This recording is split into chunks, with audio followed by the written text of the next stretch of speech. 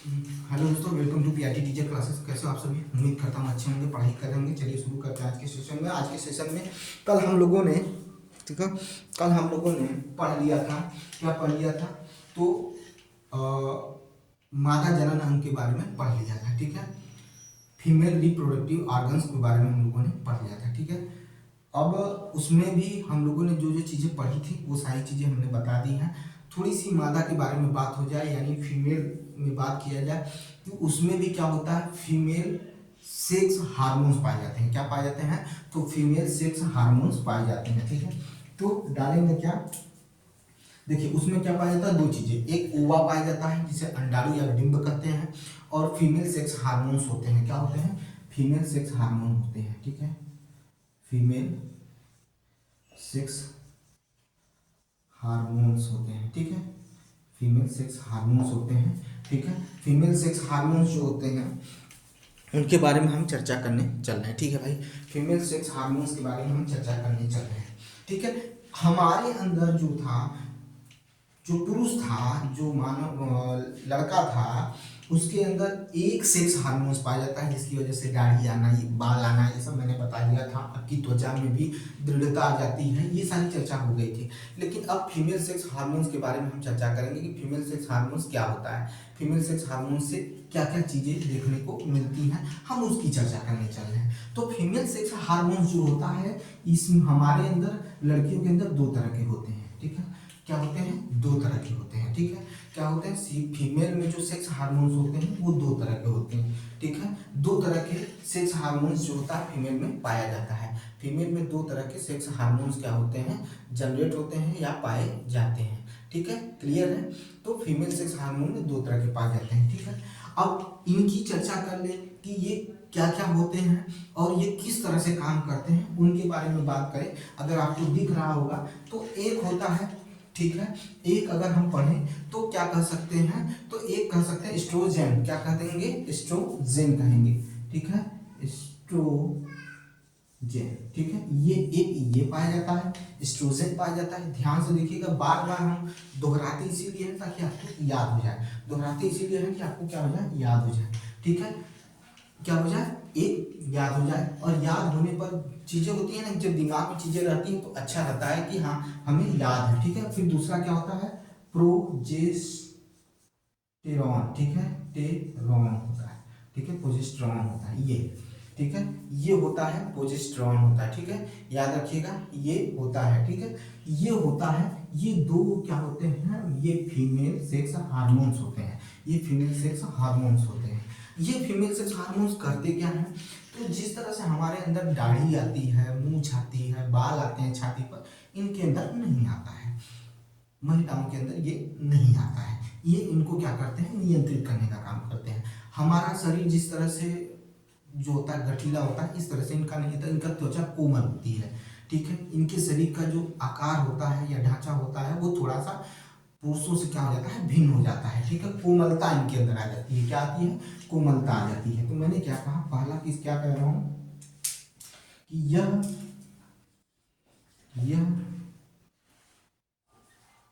महिलाओं में, 2 minute रुकिएगा, 2 minute, call आ रहा है, ठीक है। तो क्या करता है, यह महिलाओं में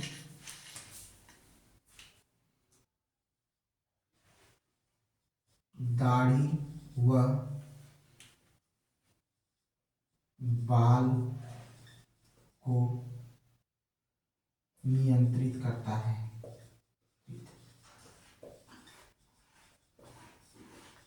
करता है, ठीक है। पहला चलिए, महिलाओं में दाढ़ी व बाल को नियंत्रित करता है। दाढ़ी व बाल को नियंत्रित करता है, ठीक है। दाढ़ी व बाल को नियंत्रित करता है, ठीक है। ये चीज हो गया, दिख रहा है ना भाई? दाढ़ी व बाल को नियंत्रित करता है। दूसरा देखिए क्या होता है कि महिलाओं की आवाज देखेंगे तो क्या हो जाती है, हमारे अपेक्षा क्या हो जाती है, सुरीली हो जाती है।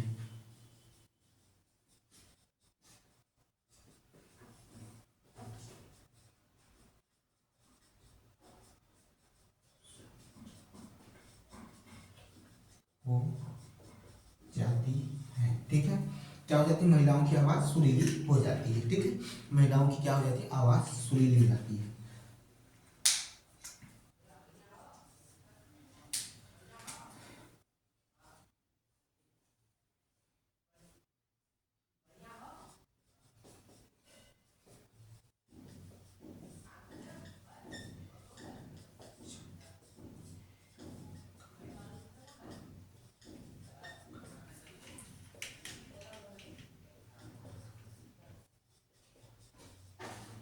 ठीक है, ये विकसित होने लगता है। ठीक है, ये भाग क्या होता है, हमारे में ये भाग विकसित नहीं होता।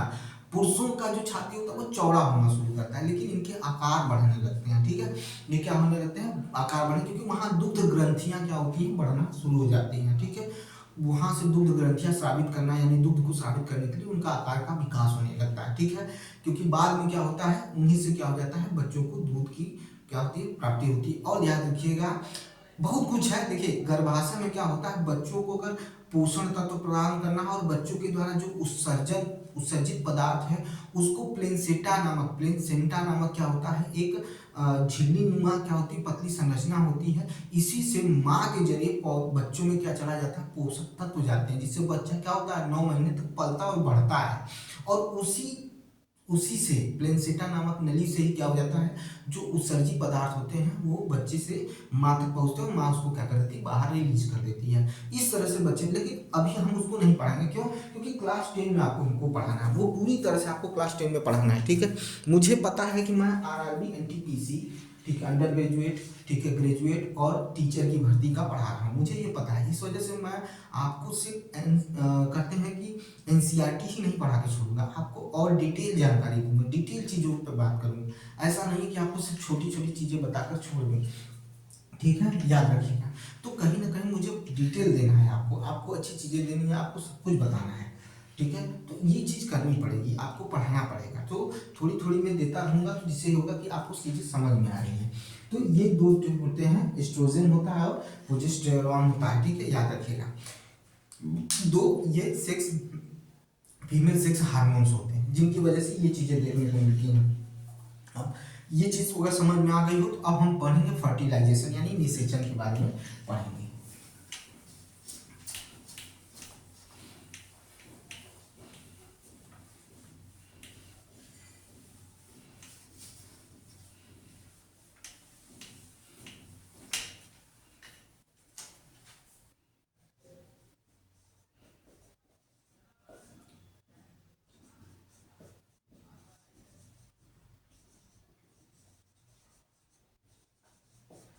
ठीक है, निषेचन यानी फर्टिलाइजेशन। फर्टिलाइजेशन, अब ध्यान से सुनिएगा, मैं एक फिगर बनाऊंगा। ठीक है, उसके जरिए आपको समझाने की भी कोशिश करूंगा, सारी चीजें करूंगा। देखिए, ठीक है,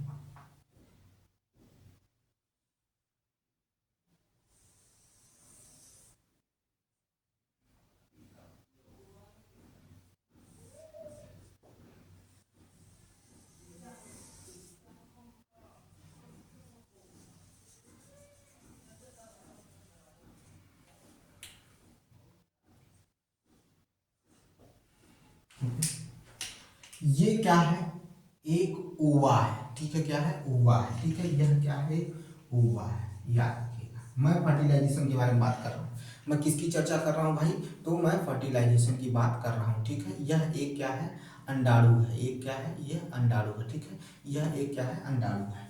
अब क्या होगा, शुक्राणु आ रहे हैं भाई। ठीक है, याद रखिएगा, शुक्राणु।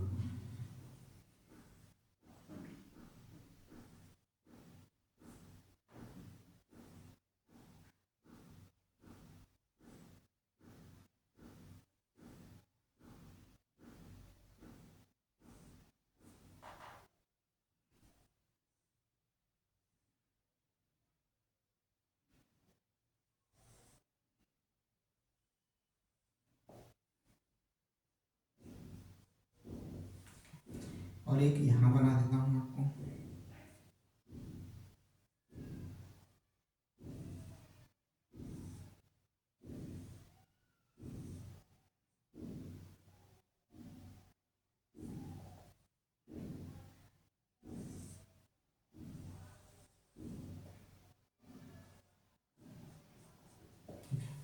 ये समझिएगा। ये क्या है मेरा, मैंने क्या कहा अभी, ओवा कहा, क्या कहा, ओवा कहा, ठीक है। यहाँ पर और चीजें हैं, जैसे यहाँ पर क्या है, इसका न्यूक्लियस है, ठीक है, ये याद रखिएगा। ये क्या है आपके, ये शुक्राणु है, ठीक है, ये क्या है, शुक्राणु यानी स्पर्म है, ठीक है, स्पर्म है, ठीक है, ये स्पर्म है, ठीक है, शुक्राणु है, और ये ओवा है, ठीक है।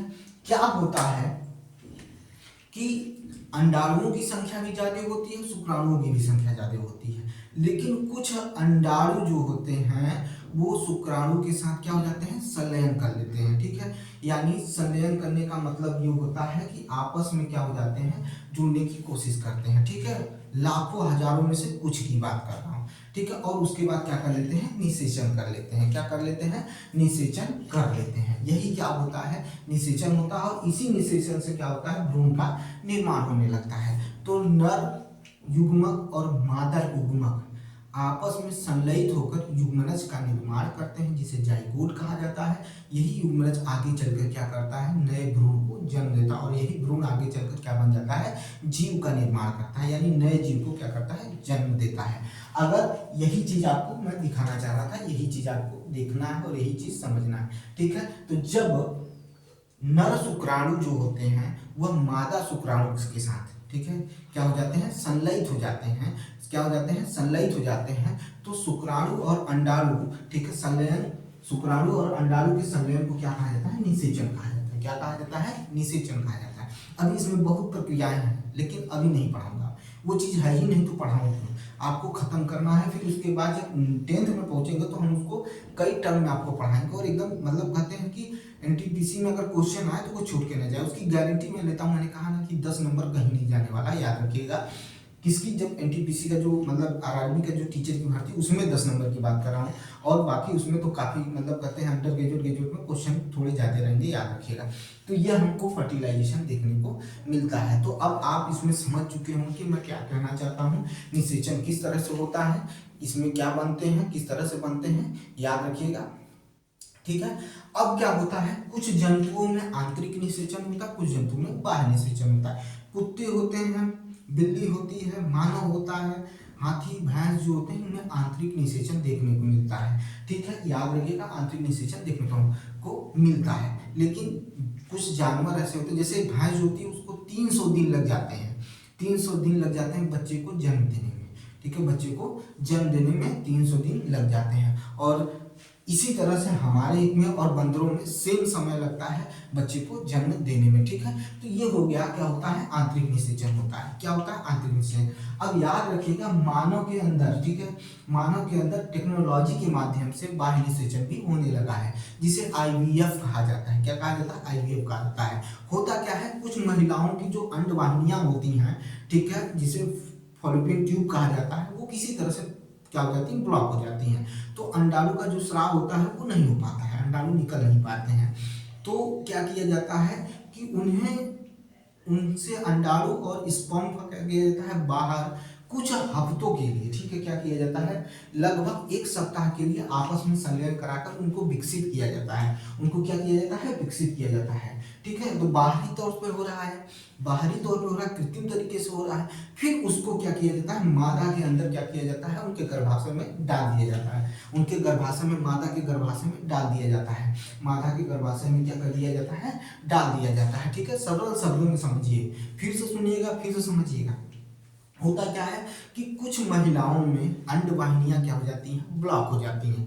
जब अंडवाहिनी ब्लॉक हो जाती है तो ऐसी स्थिति में क्या होता है कि महिलाओं से अंडाशय निकालकर और पुरुषों से स्पर्म लेकर, ठीक है, उनको 1 सप्ताह तक लगभग आपस में उस कंडीशन, उस टेम्परेचर और उस कंडीशन में रखा जाता है जिससे क्या हो सके, युग्मनज तैयार हो सके, ठीक है, यानी वो निषेचन कर सके। जब निषेचन कर लेते हैं तो उसी को उठाकर क्या कर दिया जाता है, महिला के गर्भाशय में, क्योंकि गर्भाशय तो सुरक्षित है, गर्भाशय में कोई प्रॉब्लम नहीं है, गर्भाशय में डाल दिया जाता है। फिर वो बच्चा धीरे धीरे क्या करने लगता है, नए एक शिशु का क्या लगने लगता है, आकार लेना शुरू कर देता है। इसी को क्या कहा जाता है, परख नली शिशु कहते हैं। इसी को क्या कहा जाता है, आईवीएफ कहा जाता है, ठीक है। इसी को इन विट्रो, ठीक है, इन विट्रो निषेचन कहा जाता है, ठीक है, इन विट्रो निषेचन कहा जाता है, या शरीर में कृत्रिम तरीके से निषेचन कहा जाता है, ठीक है। इसको भी अगर जरूरत है तो लिखा दी जाए, नहीं तो फिर भाई समझ तो गए होंगे। ठीक है, सरल शब्दों में बोला हूँ। ठीक है, ऐसा कुछ नहीं है कि बहुत कठिन बोला हूँ, ऐसा कुछ नहीं है। लेकिन अब देखिए बाह्य निषेचन क्या होता है। ठीक है, बाह्य निषेचन देखिए, आंतरिक निषेचन मैंने बता दिया। ठीक है, मैंने आंतरिक निषेचन के बारे में बता दिया। ठीक है, अब बाह्य निषेचन देखिए क्या होता है। अब हम पढ़ने चल रहे हैं बाह्य निषेचन के बारे में।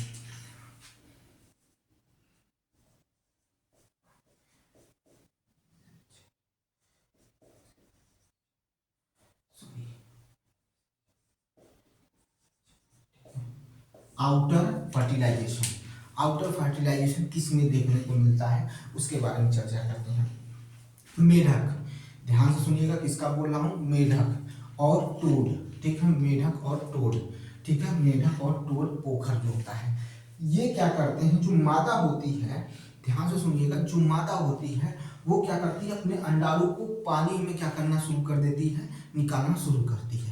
वो पानी के हल्के बहाव में निकालना इनको शुरू करती है। उसी तरह से जो नर मेढक होता है वो अपने शुक्राणु को निकालना शुरू कर देता है या शुक्राणु को छोड़ देता है। वो अपने शुक्राणु को क्या करता है, छोड़ देता है। जब छोड़ता है तो क्या होते हैं, कुछ शुक्राणु जो होते हैं वो मादा युग्मक के साथ नर युग्मक के यानी शुक्राणु जो होते हैं वो अंडाणु के साथ क्या करने लगते हैं, निषेचन, बाहरी निषेचन करना शुरू कर देते हैं और निषेचन करके नए जीव को जन्म देना शुरू कर देते हैं, नए जीव को जन्म देना शुरू कर देते हैं। लेकिन एक चीज याद रखिएगा, ऐसी जो संख्या होती है अंडाणुओं की और शुक्राणुओं की वो लाखों में होती है। इसका मतलब सिर्फ ये समझिएगा कि कुछ ही जो होते हैं वो निषेचन करके नए जीव को जन्म देते हैं, बाकी जो होते हैं वो तो या तो जल के साथ प्रवाहित हो जाते हैं, बह जाते हैं, या तो कुछ क्या हो जाते हैं, सूक्ष्म जीवों के भोजन हो जाते हैं। यानी अंडाणु जो शुक्राणु जो होते हैं मेढकों के, वो सूक्ष्म जीवों का भोजन के रूप में यूज कर लिए जाते हैं, यानी अन्य जो छोटे जीवों को खा जाते हैं। ठीक है, और कुछ ही क्या करते हैं, निषेचन करते हैं, और इसी को क्या कहा जाता है, बाह्य निषेचन कहा जाता है। ठीक है, क्या कहा जाता है, बाह्य निषेचन कहा जाता है या आउटर फर्टिलाइजेशन कहा जाता है। भाई आउटर फर्टिलाइजेशन कहा जाता है। सुनिएगा मैंने क्या कहा कि जब मेढक हुआ टोड पोखर, पोखर, ठीक है, टोड पोखर, मेढक हुआ टोड पोखर, मेढक हुआ टोड पोखर। ठीक है, तालाब, पोखर, तालाब या मंद, ठीक है, जल के बहाव में, जल के बहाव में मादा मेढक, मादा मेढक अपने अपने अंडाणु को, अंडाणु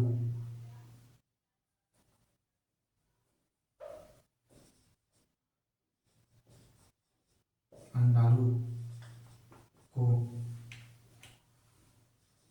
छोड़ती है, छोड़ती है, उसी समय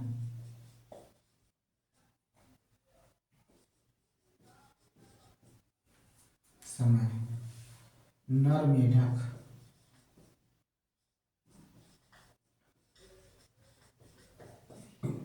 अपने शुक्राणु को छोड़ने का कार्य करता है,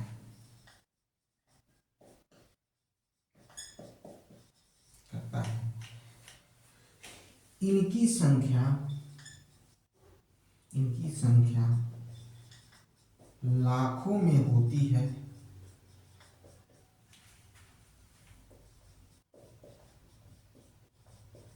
होती है, जिसमें से कुछ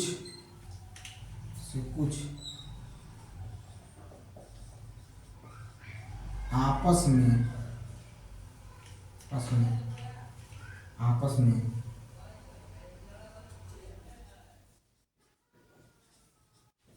संलयन करते हैं, परंतु कुछ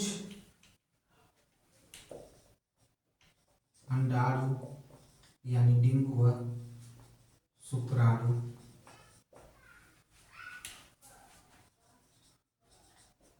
अन्य जीवों का भोजन बन जाते हैं। इस प्रक्रम को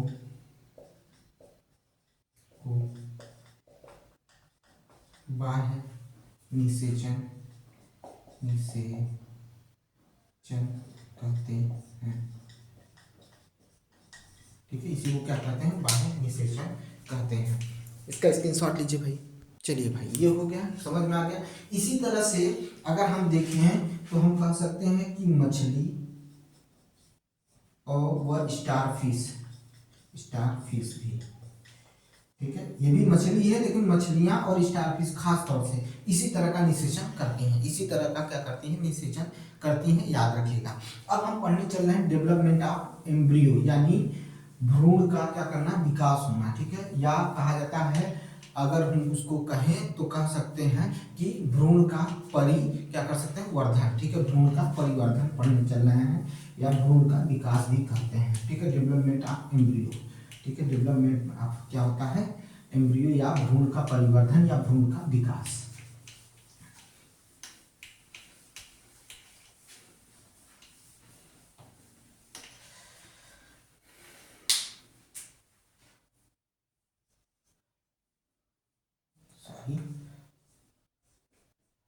भ्रूण का विकास,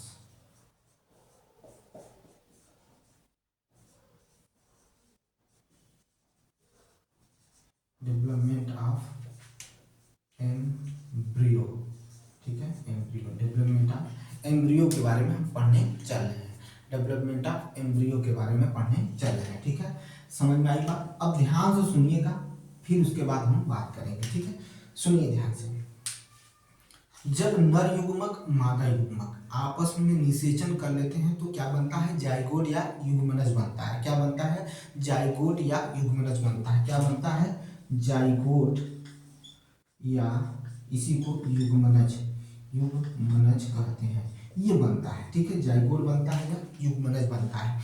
ये जब बनता है तो ये क्या होते हैं, धीरे धीरे कोशिकाओं में क्या होते हैं, विभाजित होना शुरू होते हैं, और ये कोशिकाएं गोलाकार होती हैं। यह कोशिकाएं ये कोशिकाओं में विभाजित होना शुरू करते हैं, कोशिकाओं में विभाजित होना शुरू करते हैं। फिर से सुनिएगा, जो युग्मनज होता है वही बाद में चलकर क्या हो जाता है, कोशिकाओं में विभाजित होना शुरू हो जाता है। यही युग्मनज जो होता है बाद में कोशिकाओं में विभाजित होना शुरू हो जाता है, कोशिकाओं में विभाजित होना शुरू हो जाता है। लगातार ये क्या होते हैं, कोशिकाओं में बदलते रहते हैं, और जब कोशिकाओं में बदलते हैं तो गोल कोशिका में बदलते हैं।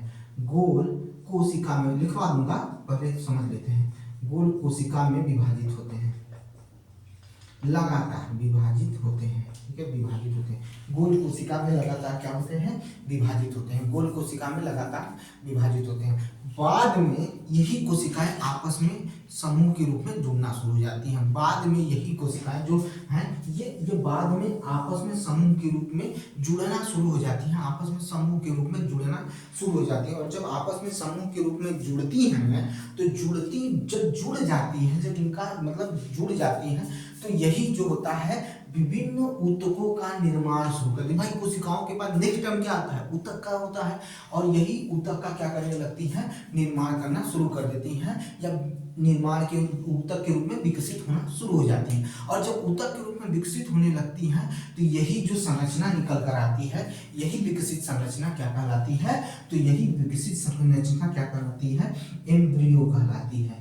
ठीक है, एम्ब्रियो कहलाती है, या कहा जा सकता है वो भ्रूण कहलाता है। क्या कहलाता है, भ्रूण कहलाता है, भ्रूण कहलाता है। ठीक है, और भ्रूण, ठीक है, भ्रूण गर्भाशय में, ठीक है, यूटेरस में विकसित होकर, भ्रूण यूटेरस में या गर्भाशय में विकसित होकर या रोपित होकर, ठीक है, रोपित होकर क्या करता है, नए जीव का विकास करना शुरू कर देता है। नए जीव का विकास करना शुरू कर देता है, नए जीव का क्या करता है, विकास करना शुरू कर देता है। और जब वो नए जीव का विकास करना शुरू करता है तो उसमें सिर, हाथ, पैर सब बनना शुरू हो जाता है, सब बनना शुरू हो जाता है, सब बनना शुरू हो जाता है। एक टर्म आता है गर्भ, क्या आता है, गर्भ, एक टर्म आता है गर्भ। ठीक है, एक अवस्था होती है गर्भ जिसे कहा जाता है। जब हम शरीर के मतलब बच्चे के शरीर का हर भाग की पहचान शुरू कर देते हैं, ठीक है, बच्चे के शरीर के हर भाग की पहचान करना शुरू कर देते हैं, वो अवस्था क्या होती है, गर्भ की होती है। वो अवस्था क्या होती है, गर्भ की होती है।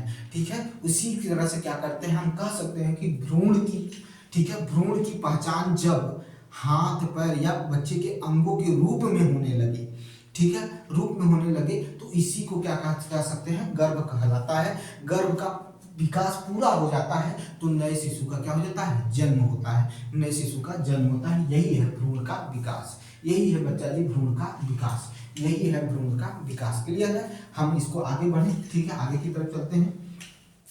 ठीक है, चलिए मात्राओं पे मत जाइएगा भाई, लिखते समय गलतियां होती हैं, ठीक है, हम ये नहीं कहेंगे कि हम हिंदी के विद्वान हैं, ठीक है, हो जाता है, ठीक है। जैसे यहाँ पर देखिए हमने इसको ऐसे ये इस तरह से है, ठीक है, सुनिएगा ध्यान से, मैंने क्या कहा कि जब नर युग्मक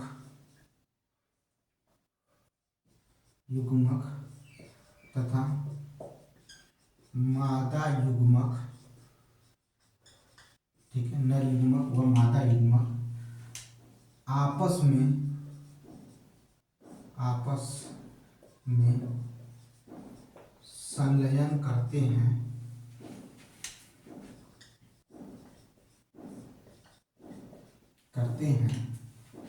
तो युग्मनज यानी जाइगोट, युग्मनज का निर्माण होता है, यही युग्मनज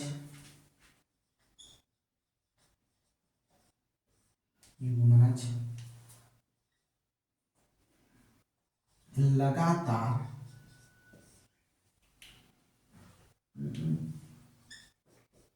निरंतर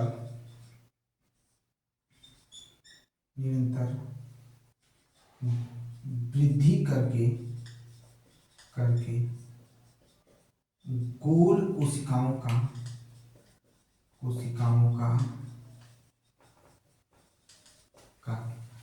निर्माण करते हैं, गोल कोशिकाओं का निर्माण करते हैं, गोल कोशिकाओं का निरंतर वृद्धि करके गोल कोशिकाओं का निर्माण करते हैं, लगातार निरंतर वृद्धि करके गोल कोशिकाओं का क्या करते हैं, निर्माण करते हैं, ठीक है, गोल कोशिकाओं का निर्माण करते हैं, ठीक है। यह गोल कोशिकाएं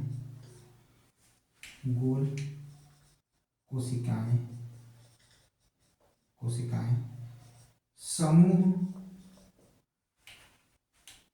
में विकसित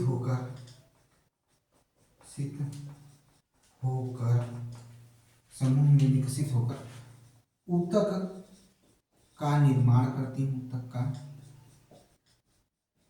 निर्माण करती हैं। यही ऊतक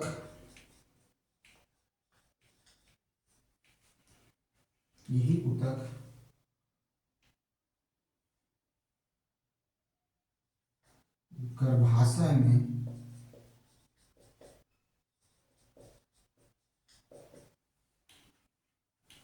भ्रूण के रूप में विकसित होता है,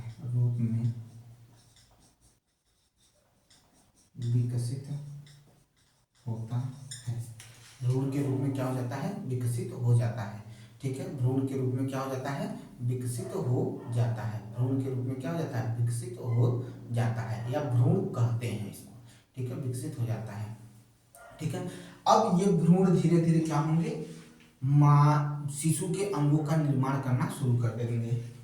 यही भ्रूण, पहले इनको डाल दे भाई 2 मिनट की, पहले इसका स्क्रीनशॉट लीजिए आप।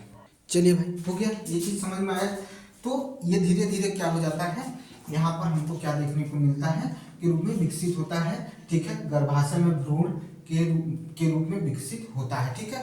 अब यह भ्रूण क्या होगा, आगे चलकर क्या होगा, बच्चों के अंगों का क्या करेगा, शिशु के अंगों का निर्माण करना शुरू कर देता है। जब, देखिए मैं बता देता हूं, जब भ्रूण, ठीक है, भ्रूण की पहचान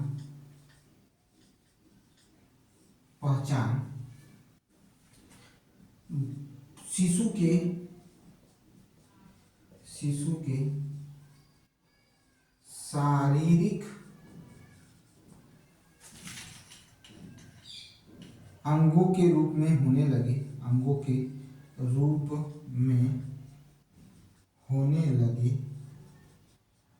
उसे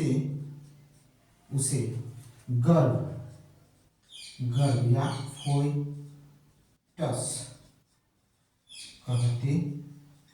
ठीक है, क्या कहते हैं, फोइटस कहते हैं। देख लीजिए भाई, उसी को गर्भ कहा जाता है। ठीक है, यानी जो भ्रूण है वो शिशु के अंगों के रूप में पहचान करना शुरू कर दे तो उसे क्या कहा जाता है, हो सके उसी को गर्भ कहा जाता है। गर्भ का विकास पूरा करते ही शिशु क्या होता है, जन्म देता है, या माँ क्या करती है, शिशु को जन्म देती है। याद रखिएगा, यही हो गया आपका फोइटस हो गया। ठीक है, याद रखिएगा, ये चीज याद रखिएगा, यही चीज है। आपको मैंने बहुत ही शार्ट और सटीक चीजें लिखवाई हैं, इसमें कोई सोचने वाली या कोई बात नहीं है। अब ये तो हो गया एक मादा के बारे में। कुछ ऐसी होती हैं जो क्या करती हैं, अंड का प्रजनन करती हैं या अंड बनाती है, यानी अंडा बनाने का काम करती है। जैसे मुर्गी जो होती है, ठीक है, वो निषेचन के बाद उसके अंदर जो बनता है वो अंडा बनता है। ठीक है, और वो उसका जो बाहरी आवरण जो होता है मुर्गी के अंडे का, वो काफी कठोर होता है। ठीक है, वो क्या होता है, कठोर होता है। ठीक है, तो उसको जब वो सुविकसित हो जाता है, जब उसके ऊपर सुरक्षित आवरण पूरी तरह से विकसित हो जाता है, तो वो क्या करती है, अंडे को बाहर निकालती है। ठीक है, तो जब अंडे को बाहर निकालती है तो उसे एक निश्चित टेम्परेचर पर क्या करती है, सेकने का काम करती है, जिससे क्या हो सके, चूजे का विकास हो सके। अंदर जो कोशिका है, जो सेल है, वो किसमें बन सके, उसमें बच्चे का विकास हो सके। और यह लगभग 3 सप्ताह तक चलता है। ठीक है, इसको अगर देख लीजिए तो आगे सुनिए हम क्या बता रहे हैं।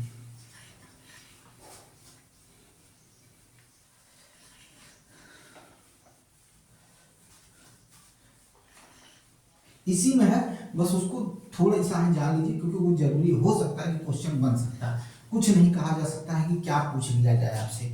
ठीक है, क्या पूछ लिया जा सके, इसमें कोई तरीका ठीक नहीं है। मुर्गी के अंडे में चूजे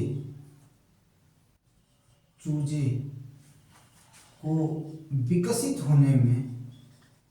विकसित होने में लगभग 3 सप्ताह का समय लगता है। मुर्गी अंडे को एक निश्चित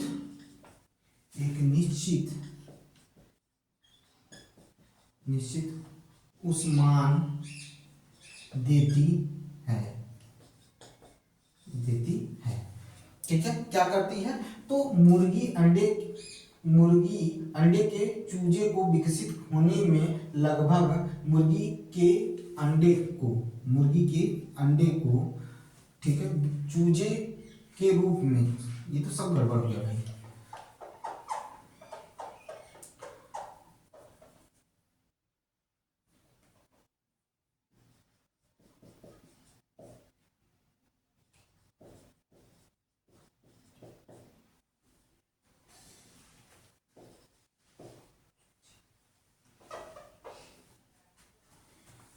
मुर्गी के अंडे को चूजे के रूप में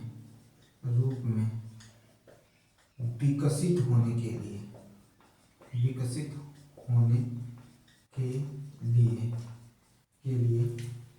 लिए 3 सप्ताह का समय लगता है। ठीक है, याद रखिएगा। तो 3 सप्ताह के अंदर ऐसी कंडीशन देखने को मिलती है। तो एक निश्चित उष्मान पर ही क्या होता है, उसमें चूजा का क्या होता है, निर्माण होता है। ठीक है, अंडे में चूजे का निर्माण होता है। फिर बाद में क्या हो जाता है, उस अंडे से क्या हो जाता है, चूजे क्या होते हैं, बाहर निकल कर आते हैं। ठीक है, ये हो गया, क्या हो गया, अंड प्रजक जंतु हो गए। ठीक है, जिसमें चूजा बनता है अंडे से। ठीक है, और जरायुज होता है, एक क्या होता है, जरायुज होता है। जरायुज देखिए ये पूछेगा नहीं आपसे। ठीक है, यहाँ से क्वेश्चन नहीं बनेंगे भाई। जो बच्चे को जन्म देते हैं उसे जरायुज कहते हैं, जो शिशु को जन्म देते हैं उसे जरायुज कहते हैं, और जो अंड प्रजक होते हैं वो अंडे को जन्म देते हैं, वो अंडे को जन्म देते हैं। फिर अंडे से क्या होता है, चूजे का निर्माण होता है। ये आपको पढ़ाने के लिए नहीं है, ये इसमें आपको इतनी चर्चा करने की जरूरत नहीं है। ये हो गया। अब हम कहते हैं एक हेडिंग है शिशु से वयस्क होना, यानी एक बच्चे से एक वयस्क इंसान बनना या एक मानव, विकसित मानव बनना, वो किस तरह से होता है उसके बारे में जान लेते हैं। ठीक है, ठीक है, यंग, ठीक है, वंस टू एडल्ट। ठीक है, देखिए क्या कह रहा है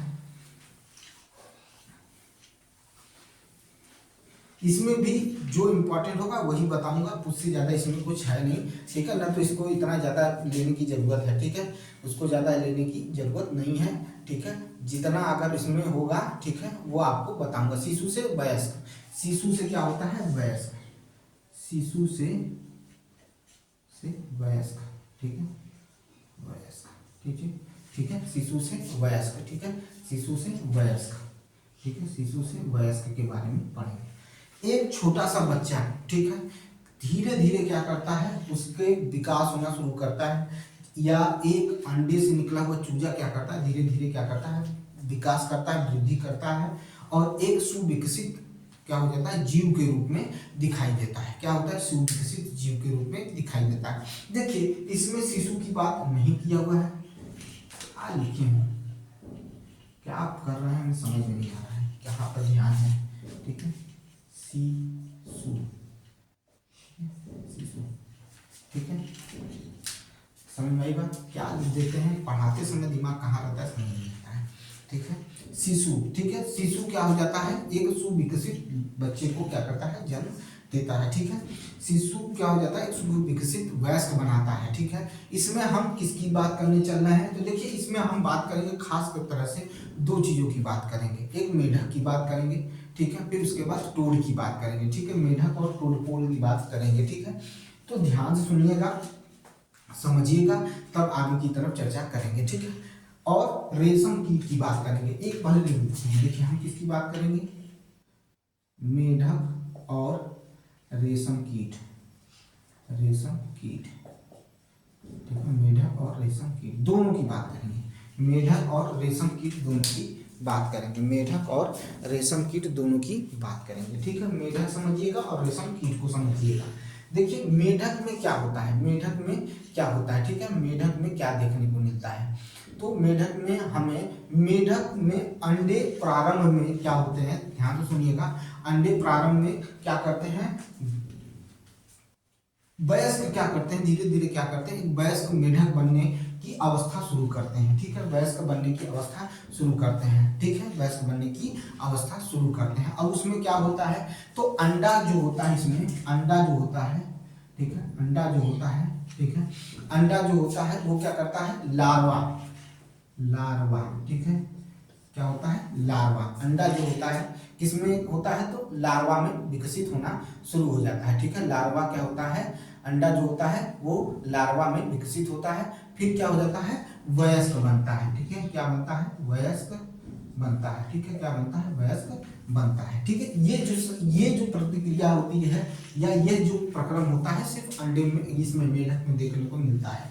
किसमें देखने को मिलता है, मेढक में देखने को मिलता है। ठीक है, क्या होता है, मेढक में देखने को मिलता है। और याद रखिएगा, शिशु से वयस्क की जो संरचना होती है बिल्कुल भिन्न होती है, वयस्क की जो संरचना होती है वो बिल्कुल क्या होती है, शिशु से भिन्न होती है। ठीक है, तो अंडा, फिर लार्वा, फिर वयस्क हो जाता है। ये देखने को आपको किसमें मिलता है, तो ये मेढक में देखने को मिलता है। ठीक है, ठीक है, किसमें देखने को मिलता है, मेढक में देखने को मिलता है। ठीक है, लेकिन अगर हम यहीं पर बात करें, तो अगर रेशम कीट की बात करें, तो रेशम कीट में क्या होता है, अंडा होता है, फिर इली बनता है, क्या बनता है, इली बनता है, उसको भी लार्वा ही कहते हैं। क्या कहते हैं, लार्वा ही कहते हैं। ठीक है, लार्वा ही कहते हैं। फिर उसके बाद प्यूपा बनता है, फिर जाकर क्या बनता है, वयस्क बनता है। पहले अंडा, फिर लार्वा। ठीक है, ये पूछ सकता है, ये सीरीज पूछ सकता है, इसीलिए बता रहे हैं, इसी को इली कहते हैं, ठीक है, इसी को क्या कहते हैं, इली कहते हैं, ठीक है।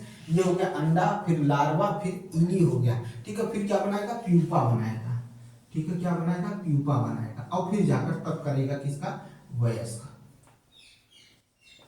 वयस्क का निर्माण करेगा। ये क्या करेगा, वयस्क का निर्माण करेगा। ये रेशम कीट के ये क्या है, प्रकरण है, ठीक है। प्यूपा रेशम कीट से बहुत ही अलग होते हैं, ठीक है। ये चीज देखने को आपको मिलेगा, ठीक है, ये चीज देखने को आपको मिलेगा शिशु से वयस्क होने की। जो जिसकी बात किया उसकी, अगर मानव की बात करें तो पहले बच्चा क्या होता है, धीरे धीरे से क्या करता है, उसके विकास होना शुरू होता है। लड़कियां अलग, मतलब उनका जो शारीरिक संरचना होती है अलग हो जाती है, जो लड़का होता है उसकी शारीरिक संरचना अलग हो जाती है। धीरे धीरे क्या करते हैं, वो बढ़ने लगते हैं। लेकिन यही रेशम कीट में क्या देखने को मिलता है, यही मेढक में क्या देखने को मिलता है, तो इस तरह से हम आपको देखने को मिलता है। अब देखिए ध्यान से सुनिएगा, रेशम कीट के बारे में कुछ और जानकारियां हैं जिनको देना बहुत जरूरी है। रेशम कीट आपने देखा होगा कि इसका व्यापार किया जाता है, बिहार में किया जाता है, मुख्यतः बिहार में बहुत ज्यादा होता है। और जो क्षेत्र है जैसे आपके उड़ीसा के क्षेत्र हैं, वहां पर भी रेशम कीट का क्या होता है, क्या किया जाता है, रेशम कीट का पालन होता है, यानी इसका जो होता है पालन करके रेशम बनाया जाता है। उनको पत्तियां खिलाई जाती हैं ताकि वो धीरे से क्या हो, जल्दी जल्दी क्या हो सके, विकसित हो सके, जल्दी से क्या हो सके, विकसित हो सके, ठीक है। तो ये रेशम कीट के लिए होता है, ठीक है। समझ में आया कि नहीं आया, फिर चलते हैं आगे बढ़ते हैं, ठीक है। अब देखिए क्या होता है कि आपने देखा होगा कि टेडपोल रूपांतरित होता है, ठीक है। टेडपोल जो होता है, टेडपोल किसको मैं बोल रहा हूँ, लार्वा को बोल रहा हूँ। टेडपोल क्या होता है, लार्वा होता है। लार्वा धीरे धीरे विकसित होता है और विकसित होकर रूपांतरित होकर क्या हो जाता है, वयस्क में विकसित हो जाता है। और वयस्क में विकसित होकर मेढक का वो क्या हो जाता है, उछल कूद मचाना शुरू कर देता है, उछल कूद मचाना शुरू कर देता है, ठीक है। कुछ विशेष परिस्थितियों में टेडपोल वयस्क रूपांतरण को कायांतरण कहलाता है, ठीक है। यानी इसका टेडपोल का वयस्क में रूपांतरण क्या कहलाता है, कायांतरण कहलाता है। ये आपसे नहीं पूछा जाएगा, इसके लिए परेशान मत होइएगा, ठीक है, इसके लिए परेशान होने की जरूरत नहीं है, ठीक है। ये चीज आपको देखने को मिलेगा। रेशम कीट मैंने आपको समझा दिया है बेटा। यही क्रम पूछ सकता है कि अंडा से फिर लार्वा, जिसे टेडपोल भी कहते हैं, इली भी कहते हैं, फिर प्यूपा बनेगा, फिर प्यूपा के बाद वयस्क बनेगा। यहाँ पर क्या देखेंगे, अंडा, लार्वा, फिर वयस्क हो गया। यह लार्वा जो होता है, टेडपोल जो होता है, वो विकसित होकर वयस्क बनता है और ये उछल कूद मचाना शुरू करता है, वो विकसित अवस्था होती है, याद रखिएगा। अब हम पढ़ने चल रहे हैं एसेक्सुअल, ठीक है, एसेक्सुअल रिप्रोडक्शन पढ़ने चल रहे हैं, ठीक है। एसेक्सुअल रिप्रोडक्शन पढ़ने चल रहे हैं, जिसको अलैंगिक जनन कहा जाता है, ठीक है, अलैंगिक जनन कहा जाता है, ठीक है।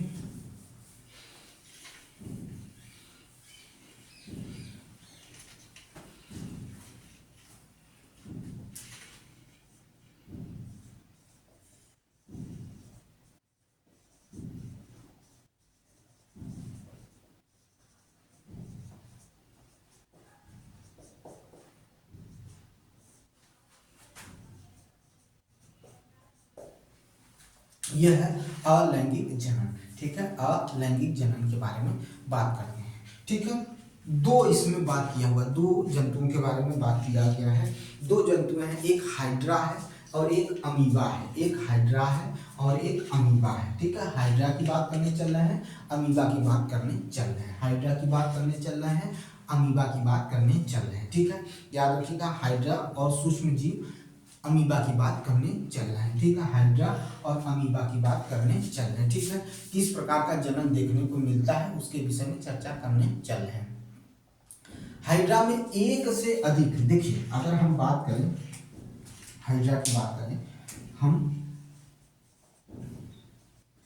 हाइड्रा, ठीक है, ठीक है। हाइड्रा में देखेंगे कि आपको एक से अधिक उभार देखने को मिलेगा। मैं फिगर बनाऊंगा अभी, पहले सुन लीजिए, ठीक है। क्या होता है, हाइड्रा में एक से अधिक उभार देखने को मिलता है, एक से अधिक उभार देखने को मिलता है। यह उभार विकसित होते ही नए जीव को क्या कर देते हैं, नए जीव को बनाते हैं। इसी को मुकुल कहते हैं, इसी को क्या कहते हैं, मुकुल कहते हैं। हाइड्रा में आपको उभार देखने को मिलता है, यह उभार नए जीव को विकसित करते हैं, इसी को मुकुल कहते हैं, इसी को क्या कहते हैं, मुकुल कहते हैं। हाइड्रा में भी एकल जनन, ठीक है, हाइड्रा में भी एकल जनन, ठीक है, करने की प्रक्रिया होती है, यानी एक जनक से ही क्या हो जाता है, नए जीव का विकास हो जाता है। एक जनक से ही नए जीव का विकास हो जाता है, इसीलिए एकल जनन कहलाता है। यानी एक जीव से, इसमें दो जीव यानी नर और मादा की जरूरत नहीं पड़ती है, नर और मादा की जरूरत नहीं पड़ती है।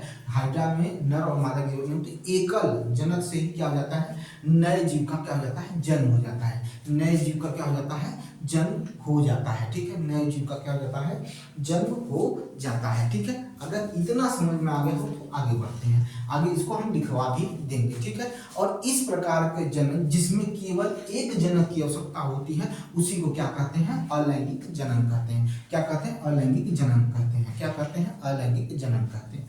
देखिए समझिएगा,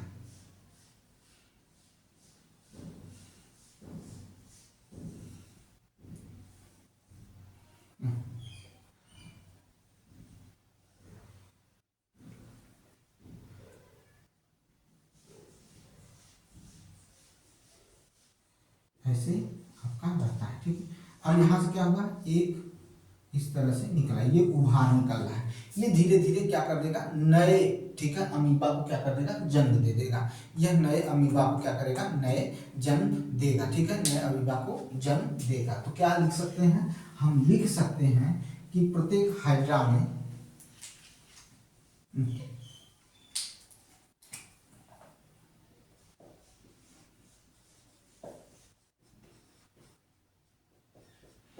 हाइड्रा में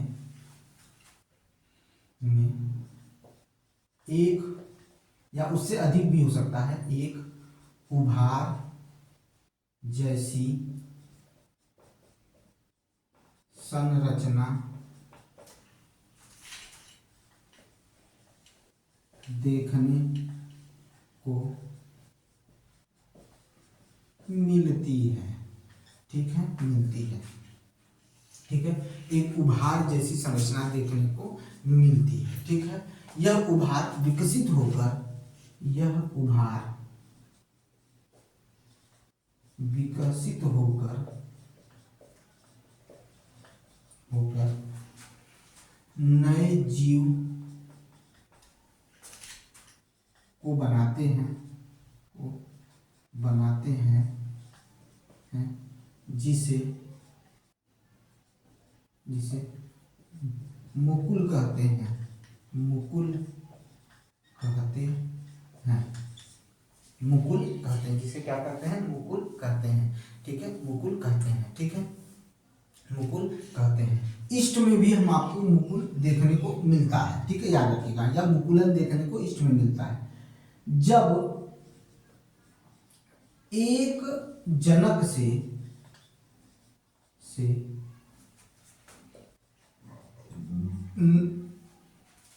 जनक से जनन प्रक्रिया होती है उसे अलैंगिक जनन कहते हैं। क्या कहते हैं, अलैंगिक जनन कहते हैं। मुकुलन आपको ईस्ट में भी देखने को मिलता है, मुकुलन आपको ईस्ट में भी देखने को मिलता है। ठीक है, हाइड्रा में मुकुल से नए जीव बनना, हाइड्रा में मुकुल से नए जीव बनने की विधि को क्या कहते हैं, मुकुलन कहते हैं। ठीक है, हाइड्रा से मुकुल द्वारा नए जीव का बनना मुकुलन कहलाता है, मुकुलन कहलाता है। ठीक है, नए जीव का बनना क्या कहलाता है, मुकुलन कहलाता है। ठीक है, क्या कहलाता है, मुकुलन कहलाता है। ठीक है, क्लियर है भाई, मुकुलन कहलाता है। इसका स्क्रीनशॉट लीजिए। ठीक है, इसका स्क्रीनशॉट लीजिए पहले। ठीक है, ये समझ में आ गया भाई। अब आगे चलते हैं, अब हम पढ़ेंगे अमीबा के बारे में। अमीबा क्या है, एक कोशिकी जीव है। अमीबा क्या है, एक कोशिकी जीव है। अमीबा क्या है, एक कोशिकी जीव है। ठीक है, एक कोशिकी जीव जो होती है, देखिए अमीबा,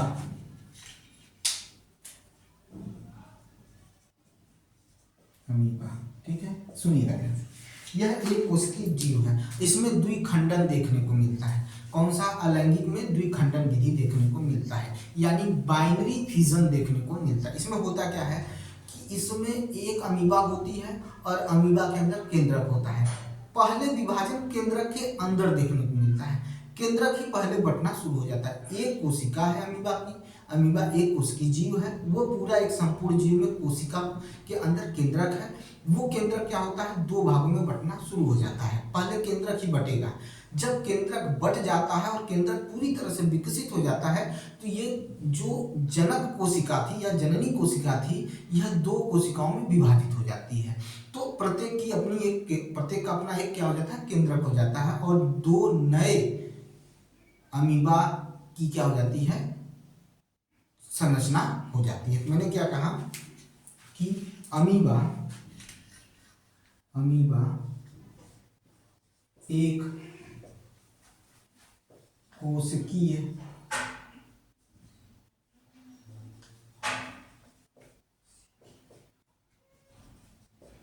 जीव है। पहले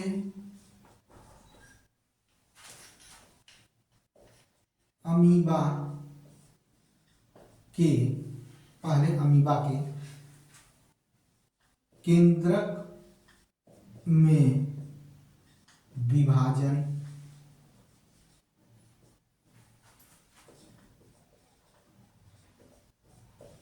देखने को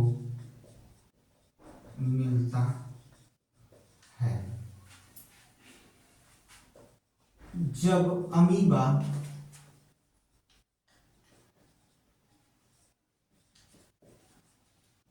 दो केंद्रक में विभाजित हो जाते हैं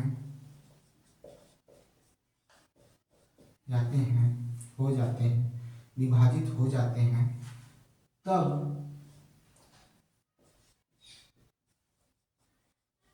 जनक कोशिका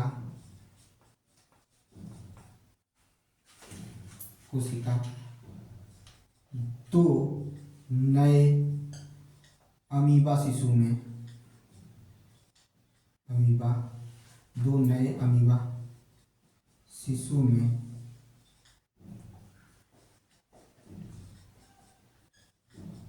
विभाजित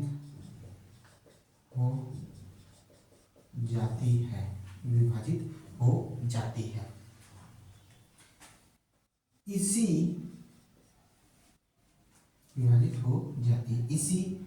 विभाजन को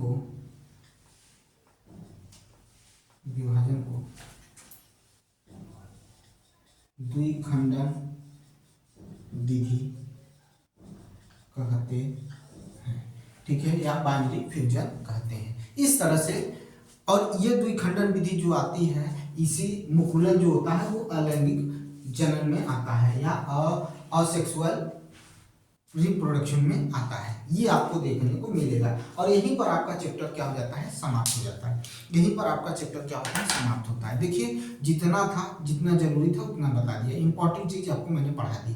अब इसमें आगे की तरफ जो भी चीजें हैं वो उतना कभी पूछी नहीं गई हैं, ना उनकी कोई संभावना है। आप वो पढ़िए जो आपसे पूछा जाए, आप वो मत पढ़िए जो आपको पूछना ही नहीं है। कहते हैं कि एक तैयारी का तरीका होता है, आप पूरा पढ़ के क्या करेंगे जब आएगा ही नहीं। आप वो पढ़िए जिससे आपको सिलेक्शन लेना है, विद्वान नहीं बनना है, सिलेक्शन लेने आए हैं। तो और आपके ऊपर कई सब्जेक्ट का बोझ है, एक टीचर के ऊपर सब्जेक्ट का बोझ नहीं है, एक बच्चे के ऊपर कई सब्जेक्ट का बोझ है। वो हर चीज को पढ़ना है उसको, क्योंकि उसको हर में नंबर लेके आना है। तो आप वो पढ़िए जो जहाँ से क्वेश्चन बनना है, ठीक है। तो ये रहा आपका पूरा चैप्टर क्लास 8 का, ठीक है। क्लास 8 का 6वां चैप्टर, 6वां चैप्टर था, ठीक है, जंतुओं में जनन, जो आज समाप्त होता है। कल हम इसके बारे में अगला चैप्टर लेके शुरू करेंगे और उसको पढ़ाएंगे, ठीक है। तो आपसे सिर्फ यही रिक्वेस्ट है कि आप मेरे वीडियो को लाइक करिए, शेयर करिए, सब्सक्राइब करिए मेरे चैनल को, और कमेंट जरूर करिएगा कि कैसा लग रहा है, कैसी वीडियो है। अगर कोई कमी है तो मैं उससे सुधार करने की कोशिश करूंगा, और शेयर जरूर करिएगा। मिलते हैं नेक्स्ट वीडियो में। बहुत बहुत धन्यवाद।